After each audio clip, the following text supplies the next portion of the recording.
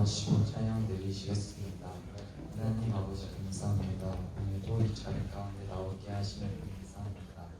그리고 저희의 부족한 찬양에도 기뻐 받아주세요. 감사합니다. 예수님의 이름으로 기도드렸습니다. 네.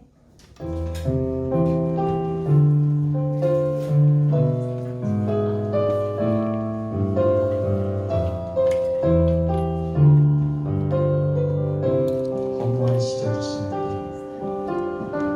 허무한 시절 지날 때 깊은 나의 숨을 쉴 때 그런 들려 보시면 다시 가는 분을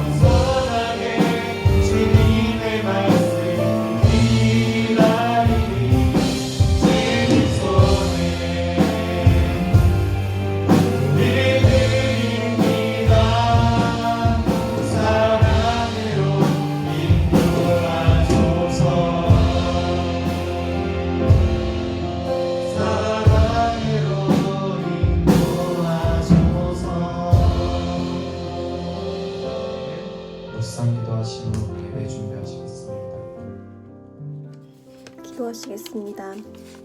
참 좋으신 하나님 아버지 감사합니다. 기쁘고 복된 주일을 허락하여 주시고 예배당에서 또는 각자의 자리에서 예배드리게 하심을 감사드립니다. 코로나 바이러스가 확산되는 가운데서도 저희들을 지켜주심에 감사드립니다. 혹여나 몸과 마음이 어려운 학생이나 선생님이 계시다면 찾아가 위로하여 주시옵소서.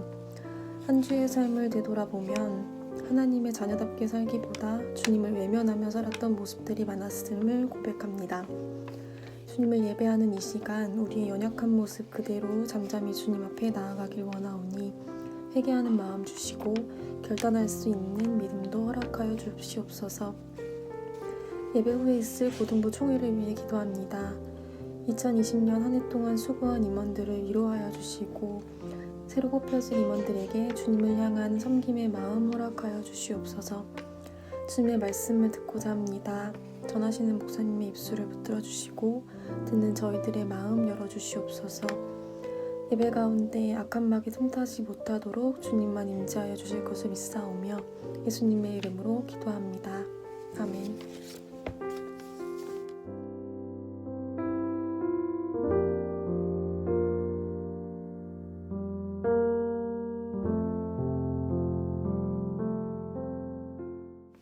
오늘 보실 하나님의 말씀은 요나서 1장 1절부터 17절까지입니다. 요나서 1장 1절부터 17절까지의 말씀입니다. 제가 봉독하겠습니다. 여호와의 말씀이 아미떼의 아들 요나에게 임하니라. 이르시되 너는 일어나 저 큰 성읍 니느웨로 가서 그것을 향하여 외치라. 그 악독이 내 앞에 상달되었음이니라 하시니라. 그러나 요나가 여호와의 얼굴을 피하려고 일어나 다시스로 도망하려 하여 욥바로 내려갔더니 마침 다시스로 가는 배를 만난지라. 여호와의 얼굴을 피하여 그들과 함께 다시스로 가려고 뱃삭을 주고 배에 올랐더라. 여호와께서 큰 바람을 바다 위에 내리심에 바다 가운데에 큰 폭풍이 일어나 배가 거의 깨지게 된지라. 사공들이 두려워하여 각각 자기의 신을 부르고 또 배를 가볍게 하려고 그 가운데 물건들을 바다에 던지니라. 그러나 요나는 배 밑층에 내려가서 누워 깊이 잠이 든지라. 선장이 그에게 가서 이르되 자는 자여 어찌함이냐. 일어나서 내 하나님께 구하라. 혹시 하나님이 우리를 생각하사 망하지 아니하게 하시리라 하니라. 그들이 서로 이르되 자 우리가 제비를 뽑아 이 재앙이 누구로 말미암아 우리에게 임하였나 알아보자 하고 곧 제비를 뽑으니 제비가 요나에게 뽑힌지라. 무리가 그에게 이르되 청하건대 이 재앙이 누구 때문에 우리에게 임하였는가 말하라.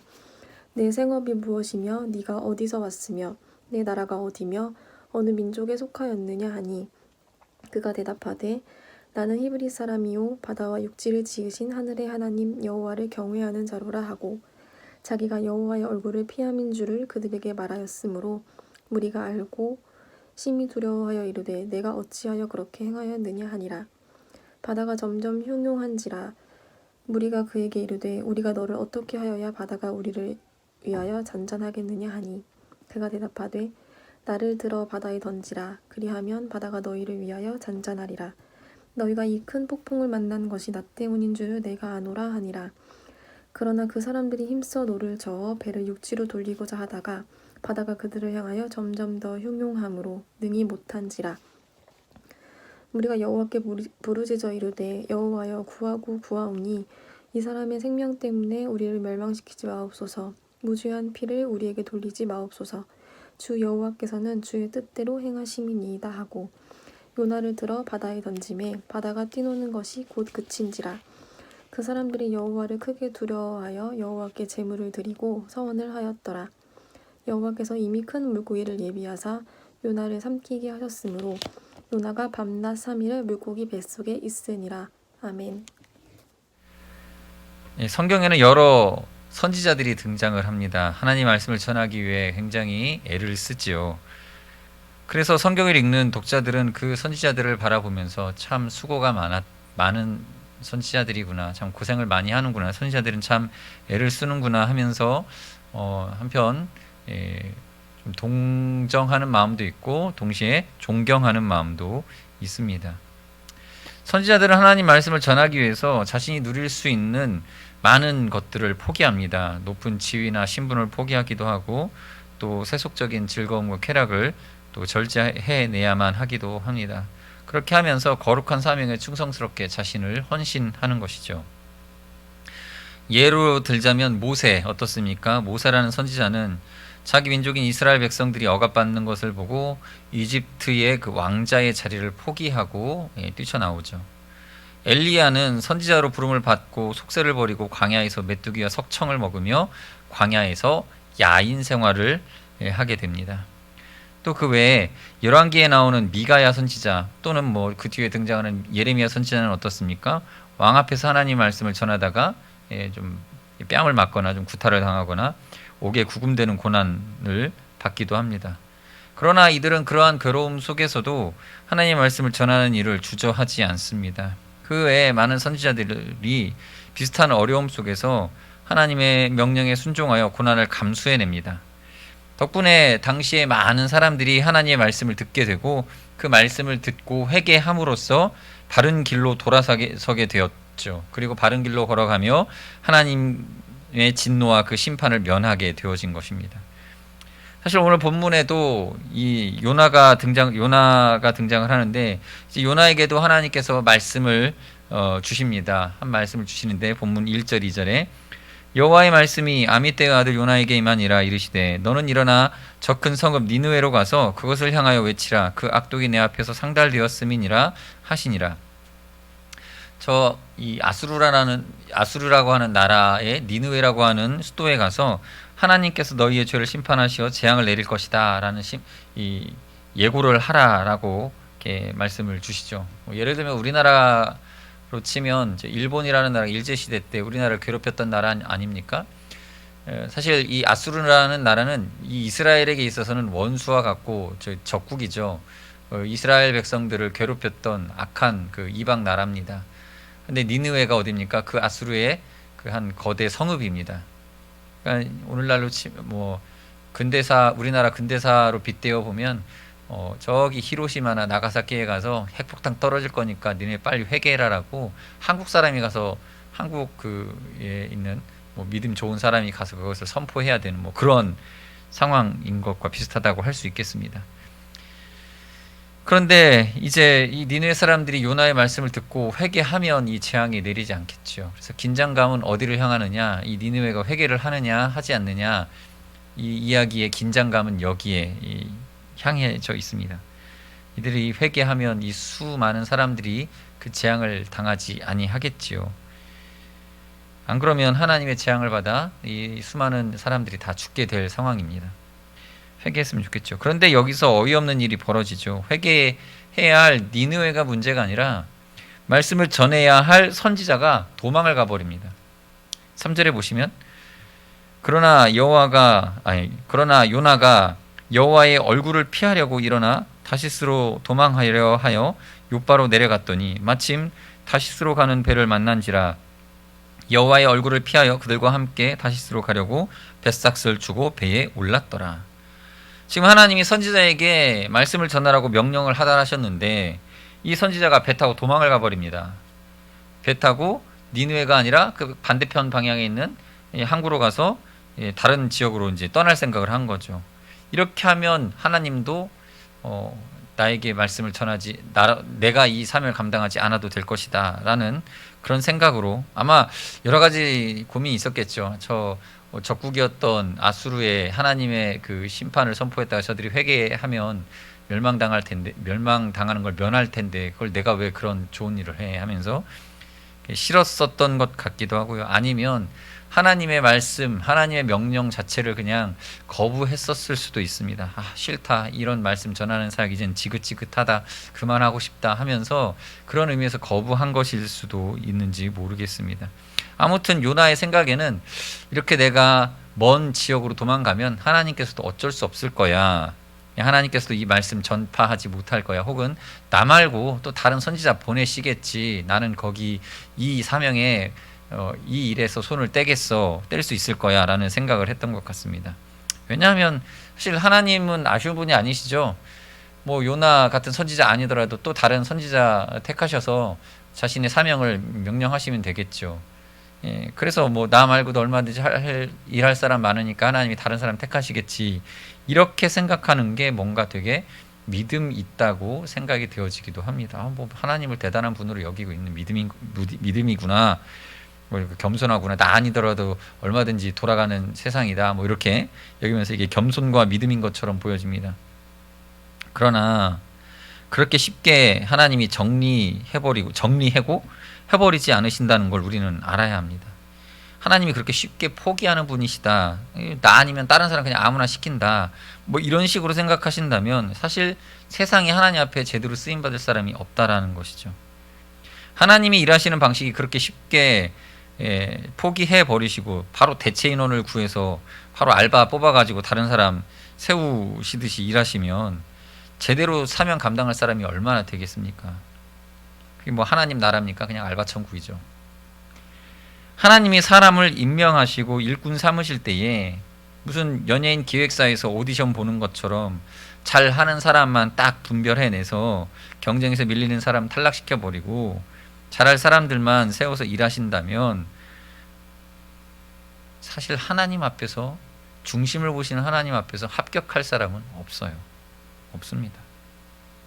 애초에 선지자감으로 태어나서 성품도 인격도 완벽한 그런 일꾼이 없습니다. 다 부족합니다. 그래서 하나님이 만들어 가시고 고쳐 쓰시고 훈련시켜서 사용하시는 것이죠. 그 대표적인 예로 들 수 있는 것이, 그런 하나님의 노력하시고 애쓰시는 모습을 엿볼 수 있는 것은 사무엘하 7장 12절에 나오는 솔로몬을 향한 예언이죠. 하나님께서 다윗에게 나타나셔서 다윗의 후계자가 될 그 후임 왕 솔로몬 왕을 향한 하나님의 뜻을 예언합니다. 이때 당시 아마 다윗은 솔로몬이 왕이 될 것이다라는 것까지는 생각은 못하고 아마 자기 뒤에 올 왕에 대한 하나님의 뜻을 전달받은 것이죠. 12절에 내 수완이 차서 내 조상들과 함께 누울 때에 내가 내 몸에서 내 씨를 내 뒤에 세워 그의 나라를 견고하게 하리라. 그는 내 이름을 위하여 집을 건축할 것이요 나는 그의 나라 왕위를 영원히 견고하게 하리라. 지금 건축하죠. 솔로몬이 실제로 성전 건축하죠. 14절에 나는 그에게 아버지가 되고 그는 내게 아들이 되리니, 지금 하나님께서 솔로몬을 그러니까 자식 삼겠다라는 거예요. 그리고 아버지 노릇 해주시겠다라는 것입니다. 그가 만일 죄를 범하면 내가 사람의 매와 인생의 채찍으로 징계하려니와. 그러니까 또 15절에 내가 내 앞에서 물러가게 한 사울에게서 은총을 빼앗은 것처럼 그에게서는 빼앗지는 아니하리라. 그러니까 하나님께서 다윗의 뒤에 올 솔로몬 왕을 사랑하고 아끼시겠다라고 하는 의지를 보여주는 구절이 바로 오늘 방금 제가 읽어드린 이 구절이에요. 나는 14절에 나는 그에게 아버지가 되고 그는 내게 아들이 되리니 그가 만일 죄를 범하면 내가 사람의 매와 인생 채찍으로 징계하려니와. 그러니까 사랑한다라는 표현을 이렇게 하죠. 사랑하고 바른 길 가게 하겠다, 의지를 가지고 내가 그를 이끌겠다라는 것입니다. 사울과 같이 대하지 않겠다라는 겁니다. 그렇게 이끌어 주시는 거죠. 하나님이 강력한 의지로 다윗의 후계자들을 이끄신다고 하시는 거예요. 이 강력한 의지가 있기 때문에 인재가 나오는 것입니다. 일꾼이 나오는 것입니다. 여러분, 하나님이 어떻게 일하십니까? 택하실 때도 엄청 신중하십니다. 그냥 외모로 대충 뽑는 게 아니라 그 중심을 보시고 그 사람의 장점과 함께 단점과 부족함마저도 다 알고 계시면서 택하신다는 것입니다.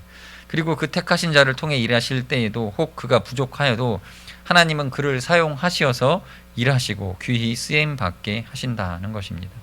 이 모든 과정에 하나님의 수고스러우심이 있으신 거죠. 그래서 하나님이 나를 일꾼으로 쓰시겠다 하는 그 부르심에 대해서 많은 선지자들과 사도들이 부끄러운 자신의 속내를 하나님께서 다 알면서도 자기를 택하여 주신 것에 대해서 감격하고 감동하는 것입니다. 그런 하나님의 깊은 속내를 보여주시고자 요나서가 기록되어진 것입니다. 오늘 본문의 이야기가 그것을 말해줍니다. 요나서는 하나님이 어떻게 니느웨를 용서해 주셨는가에 대한 메시지도 살짝 담겨 있지만 그 사실 전체적인 큰 틀은 그것이지만 그 안에 담겨진 하나님께서 요나를 얼마나 아끼시고 요나와 같은 일꾼들을 어떻게 대하시고 계시는지를 보여주고 있는 거예요. 얼마나 그들을 사랑하시는지. 그래서 만약에 제가 하나님이었다면 굳이 요나, 그냥 도망가 버리는 선지자 요나, 이 배신자, 내가 그 요나를 통해서 말씀을 전하지 않고 그냥 버려버리고 다른 일꾼을 세워서 일해도 될 것 같습니다. 저는 그렇게 생각이 들어요. 그런데 하나님은요, 어떻게든 이 요나를 통해서 그 말씀을 전하고 성취하게 하십니다. 그래서 바다에요, 요나 선지자 하나 때문에 그 큰 바다에 그 또 많은 그 배가 한두 대였겠습니까? 또 그 많은 배들 중에 그 한 배를 위해서 그 요나가 타고 있는 배에 또 선원이 한둘이었겠습니까? 그럼에도 불구하고 그 많은 선원들이 다 그 폭풍 속에서 고난당하게 하시면서 요나를 흔들어 깨우시는 거예요. 요나는 그 배 아래층에 잠들어 있죠. 그 요나를 흔들어 깨우시기 위해서 하나님이 이 엄청난 폭풍을 일으키신 겁니다. 그리고 그를 바다에 이제 빠뜨리게 되죠. 그리고 나서 물고기를 준비하십니다. 큰 물고기를 왜 준비하십니까? 요나로 하여금 스스로 돌이킬 시간을 주시기 위한 거예요. 하나님께 반항하는 그 마음을 돌이켜서 하나님께 순종하는 마음으로, 선한 마음으로 바꾸시기 위해서 그 시간을 벌게 하려고 큰 물고기가 그 고생한 거예요. 소화도 되지 않는 사람 입에 삼켜놓고 얼마나 괴롭겠습니까? 밥을 먹었는데 여러분 소화가 안 돼요. 그걸 탈라면 얼마나 배가 아프고 괴롭습니까? 열나고 막 머리 어지럽고. 아니면 적어도 뭐가 걸려 있는 느낌. 이 물고기가 머리가 아프고 복통이 있거나 그렇진 않았더라도 이렇게 죽지 않은 그 생명체가 뱃속에 이렇게 담겨 있을 때, 입에 담고 있을 때에 얼마나 불편했겠습니까? 물고기가 원래 그렇게 이 공간을 두려고 배가 그렇게 뱃속에 공간을 미리 마련해 놨겠습니까? 괴로웠겠죠. 물고기도 괴로웠을 것입니다. 3일 동안 물고 있으려면 삼키지도 못하고 이렇게. 그렇게 하나님께서 그 시간을 허락하시고 후에 그가 돌이킨 후에야 물고기도 그 3일 걸렸죠. 3일 걸린 그 시간을 버티고 나서야 이제 요나를 육지에다가 토해낼 수 있었던 것입니다. 그렇게 하나님의 인내를 물고기의 인내로서 보여주시는 것이죠. 하나님은 굉장히 이렇게 인내하시고 끝까지 자신의 사명자를 돌이키시기까지 하시면서 인내하시면서 주의 일을 감당하고 계십니다.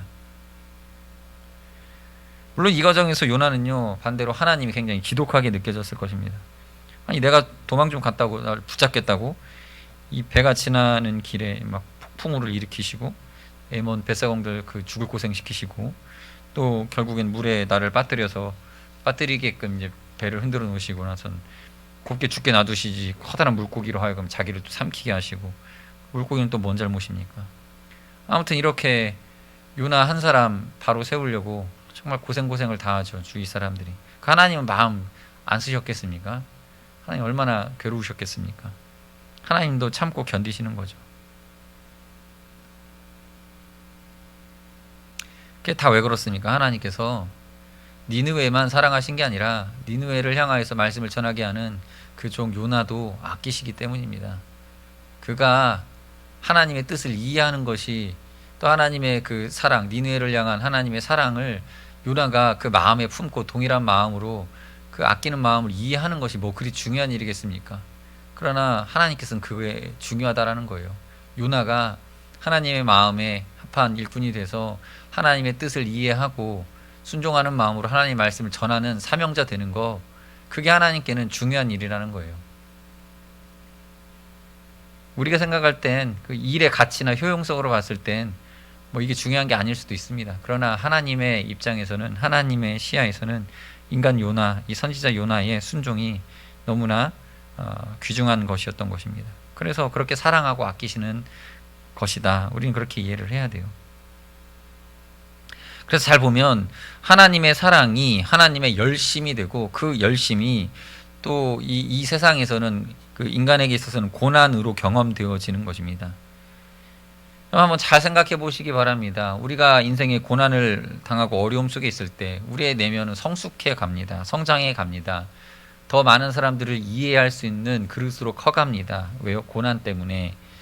그러나 그 고난을 당한 우리 개인의 고난을 당하는 그 시간, 성숙의 그 시간 동안에 여러분 자신만 힘든 게 아니에요. 주위에 여러분의 그 힘들어하는 모습 때문에, 힘들어하는 그 여러분들 때문에 주위에 여러분의 힘듦 때문에 더 힘들어하는 사람들이 있고 괴로워하는 사람들이 있습니다. 여러분, 우리는 불평할 수 없어요. 왜 나만 이 고난을 당하냐, 이런 식으로 불평할 수 없습니다. 내가 고난을 당할 때 나만 당하는 게 아니거든요. 우리의 주위의 부모님이나 가족들, 또 친구들, 또는 교회 선생님들, 이웃들이 옆에서 보면서 같이 마음 아파하고 같이 괴로워하는 것입니다. 그게 안 보이나요? 그게 안 보이면 아직 철이 안 든 겁니다. 철이 들면 그게 점점 보이기 시작합니다. 내 인생에 나의 그 성숙을 위해서 하나님이 나를 연단해 가시는 그 과정 속에 나 때문에 같이 한 배를 탄 우리 친구들과 이웃 옆에 있는 사람들, 가족들이 같이 힘들어하는 것을 그 이제 이해하기 시작할 때 여러분 성숙한 거예요. 그러면서 나를 사랑하셔서 함께 견뎌내시는 하나님이 보이는 것, 하나님이 보이기 시작하는 것, 그게 믿음의 성장인 것입니다. 여러분이 그렇게 사랑받고 있습니다. 여러분들이 그 누구보다 힘들 때 가장 마음 아파하시는 분은 하나님이시죠. 그게 보여야 됩니다. 여러분, 사실 우리는 누구한테 패 끼치는 게 참 싫어요. 나 때문에, 나의 어떠한 상황 때문에 주위 사람들이 이렇게 피해보는 거 별로 좋지 않아요. 마음에 들지 않아요. 그런데요, 우리는 어차피 여기까지 살아오면서 주위 사람들에게 패 아닌 패를 끼쳤습니다. 그러나 그게 패를 끼쳤다라고 우리가 여겨지지 않는 이유는 뭔지 아세요? 그게 다 사랑으로 커버가 됐기 때문입니다. 그게 사실 민폐일 수도 있지만, 우리가 태어나서 똥 싸면요, 오줌 싸면요, 그게 다 부모님한테 민폐잖아요. 근데 그거 부모님이 뭐라고 하십니까? 아니에요. 사랑으로 다 덮어지는 거예요. 사랑으로 그게 그냥 다 이 하나님의 그 보내주신 그 부모님의 사랑 때문에 그게 폐가 아니라 그냥 사랑의 아름다운 그 기억들로만 남게 되는 거예요. 고난이 그냥 다 어떨 때 보면 이게 고난이다라고 말할 수도 있지만, 때로는 고난이었는데 누가 봐도 괴롭게 한 거고 누군가에게 피해를 끼친 거고 어려움을 전가시킨 게 됐는데, 누구도 그걸 당신이 민폐를 끼쳤습니다, 당신 이렇게 사람들에게 손해를 끼쳤습니다라고 말하지 않고 그냥 아름다운 우리의 인생의 한 부분으로 기억되어지고 경험되어지면서 그렇게 악한 표현을 쓰지 않는 건 뭐냐면, 하나님이 그걸 다 사랑으로 승화시켜 주셨기 때문입니다. 주위의 사람들이 사랑으로 그걸 품어준 거예요. 그러니까 아름다운 거죠. 더럽고 추악하고 고통스러운 것으로 이해되는 게 아니라 같이 인내하고 견뎌냄으로써 그게 사랑이 되는 겁니다. 감동이고 감격이 되는 거예요. 여러분이 힘든 시간을 견뎌낼 때 하나님께서 함께 견뎌내 주시고 견뎌낼 수 있는 사람들을 보내주셔서 그 사랑으로 다 극복하게 하신 겁니다. 그래서 우리는 때로는 문득 이런 생각이 들어요. 내 존재 자체가 다른 사람들에게 피해가 되고 손해가 되는구나. 누구나 다 그런 거예요. 저도 그렇고요. 여러분도 다 누군가에게는 다 피해가 되고, 그냥 존재 자체만으로 여러분 사실 우리가 누구에게 득도 안 될 수도 있어요. 그런데 그럼에도 우리가 이 세상 서로 피해주는 사람들이 다 같이 살아가는 이유가 뭡니까? 사랑 때문에 그래요. 사랑이 흘러 넘치니까 세상에 모든 것들이 다 악한 것들이 존재하면서 동시에 또 안 좋은 것들도 많이 있겠지만 사랑으로 다 아름답게 변하는 거예요. 하나님께서 우리 이 땅 가운데 사랑을 심어주셨기 때문에. 그 사랑의 결정체가 무엇입니까? 예수님 십자가요. 예수님 십자가가 사랑이라고 말합니다. 성경은요, 예수님의 십자가를 단지 고난이다 라고만 말하지 않아요. 사랑이다. 사실 예수님 십자가 하면 그냥 딱 떠오르는 건 그냥 고난이에요. 사형을 언도 받았어요. 그냥 사형을 언도 받고, 죄도 없으신 분이 사형 집행을 당하셨습니다. 그래서 예수님이 채찍질 당하시고 십자가를 짊어지시고 이 예루살렘 성 언덕 한쪽에서 십자가에 매달려 돌아가셨던 거예요. 죽음에 이르기까지 한 거예요. 순수하게 고난입니다. 그런데 이 고난을 그냥 순수하게 고통, 고난으로 말하지 않고 하나님께서 이것이 사랑이다, 하나님의 사랑의 크기로서 우리에게 보여주고 계시는 것입니다. 참 불편하죠. 못마땅히 하죠. 많은 사람들이 이 사실을 불편해합니다. 왜 나를 사랑한다고 해서 당신이 고난을 왜 당해? 당신이 고난을 당했다고 내가 그걸 사랑으로 받아들일 것 같아? 이런 태도로 받아들입니다. 대다수의 사람들이 이 고난에 담긴 하나님의 사랑을 이해하지 못합니다. 그 고난을 사랑으로 연결시킬 줄을 모르기 때문에 그래요. 제 얘기를 좀 할게요. 제가 어렸을 때 부모님의 사랑을 잘 이해하지 못했죠. 내가 부모님 마음에 드는 행동을 하지 않으면 나에 대한 사랑이나 애정의 크기가 이 부모님 마음속에서 어떤 일정 점수를 매겨진다 뭐 이런 식으로 생각을 했던 것 같아요. 그래서 공부를 잘해서 좋은 성적표 가져오면 부모님의 눈에 이게 하트가 보이고, 또 말썽 피우고 문제를 일으키면 부모님의 눈에 번개가 막 불꽃이 막 보이고. 그래서 제가 어떻게 행동하느냐가 부모님의 날 향한 사랑의 크기를 결정짓는다 뭐 이런 식으로 이제 그렇게 스스로 생각을 하죠. 그런데 이것도 이제 철이 들면서 그게 아니라는 것을 이제 지적으로는 이해를 하기 시작합니다. 아, 부모님의 사랑은 절대적인 거구나.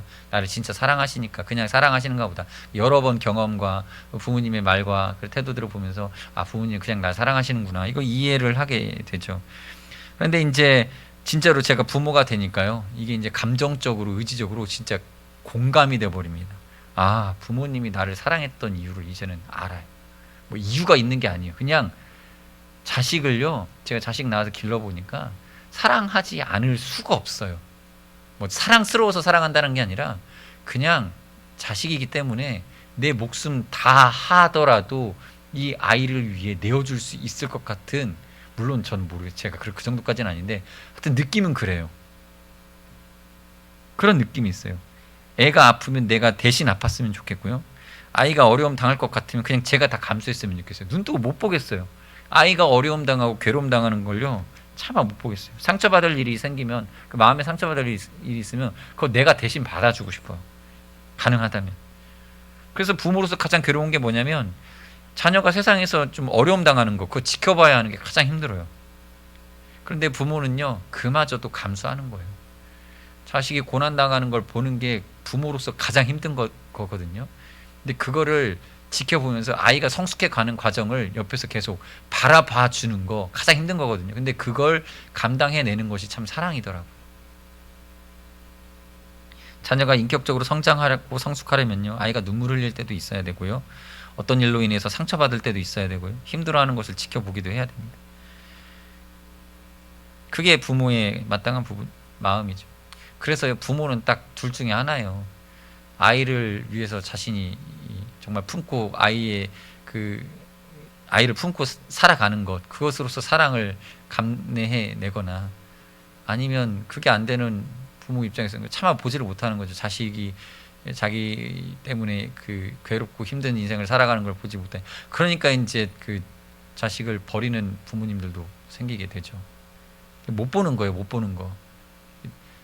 둘 중 하나인 거예요. 극단적으로 내가 감내해내느냐 아니면 참 그걸 보지 못하느냐 하면서 막 이렇게 괴로워하는 게 부모 마음입니다. 아들 군대 보내놓고 고생할 거 생각하면 부모님 입장에서는 피눈물 나죠. 그래도 군대를 보내죠. 왜요? 그 아버지 마음 여러분들 아십니까? 아버지 그 마음, 아들을 군대 보내는 아버지 마음. 괴로워요. 찢어져요. 그냥 차마 그 감정을 한번 꺼내기 시작하면 눈물이 막 복받쳐 쏟아져 나오니까 아버지들이 군대 이렇게 아들 군대 보낼 때 엄마는 우는데 아버지는 그냥 에이 잘 다녀와 하면서 못내 하나도 안 슬픈 척하는 거죠. 여러분 그렇게 하나님께서 우리를 사랑하고 계셔요. 지금 우리가 이 인생을 살아가는 우리를 바라보시는 하나님의 그 우리를 향한 마음이 그런 아버지 마음이에요. 여전히 이 세상 가운데 괴롭고 고생된 일이 많지만 그걸 다 지켜보시는 하나님 아버지, 자기 아들을 다 내어주시기까지 하셔도 사실 아끼지 아니하셨던 그 사랑의 마음, 그게 부모님의 사랑과 또 하나님 아버지의 사랑인 것입니다. 요나를 향하여서 하나님 아버지의 그 사랑이 동일합니다. 그 고생과 고난이 버무러져 있는 그 요나의 인생길에 있었던 어려움들이 다 하나님 아버지의 사랑 때문으로 인한 것이죠. 우리 학생들 그런 하나님 아버지의 사랑받고 있다는 사실, 또 여러분 부모님이 여러분을 그렇게 사랑하고 있다는 사실을 기억하면서 늘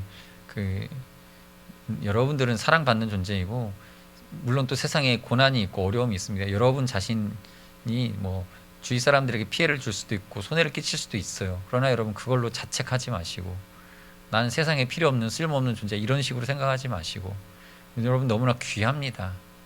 여러분이 누군가에게 폐를 끼치고 손해를 끼치는 것 같아도 여러분 다 그래요. 사실 이 세상 모든 사람들이 다 누군가에게 신세를 지고 또 신세를 이렇게 베풀고 이렇게 도움을 주기도 하고 도움을 받기도 하고 그렇게 살아가는 겁니다. 당장 조금 여러분이 못난이 같이 세상 속에서 도움만 받아야 되는 위치에 있는 것처럼 느껴지겠지만 그런 과정들 통해서 여러분들을 성숙시켜 가고 계시는 겁니다. 하나님이 여러분들이 또 많은 사람들에게 동일한 사랑으로 참고 견디며 인내로서 사랑 베푸는 그런 성숙한 인격이 되라고 지금 여러분들을 어쩌면 낮추시고 좀 자존감이 떨어지는 그런 부족한 상태 속에 두신 거예요. 여러분 결코 여러분 자신에 대해서 자책하시거나 나는 참 못난이다 이렇게 생각하지 마시고 잘 이 고난의 시기들을 감당해내시면서 하나님께 사랑받는 자로 성숙해 가시는 그런 은혜가 있으시기를 바랍니다. 기도하겠습니다. 하나님 감사합니다. 우리 학생들을 사랑하셔서 자녀 삼아 주시고 주님의 사랑받는 자로 인생 가운데 여러 고난과 어려움을 잘 감당해 나갈 수 있게 하여 주시니 감사드립니다. 하나님 지금은 비록 많은 사람들에게 나의 고난으로 인해 다른 사람들에게도 뭔가 민폐를 끼친 것과 같은 우리 자신의 모습을 보고 있다 할지라도 우리 학생들 그것으로 인해서 자책에 빠지고 자존감이 낮아져서 괴로워하는 것이 아니라 하나님 그를 통하여서 더 성장해가고 성숙해가고 내가 이렇게 도움을 받고 누군가에게 사랑을 받고 인내하고 견뎌내는 것들을 지켜봄을 이 사랑으로 받은 것처럼 나 또한 후에 나중에 더 사랑할 수 있을 때에 많은 사람들을 사랑하고 품을 수 있는 자로 마음으로 겸손하게 준비되게 하여 주시옵소서. 예수님의 이름으로 기도드립니다. 아멘.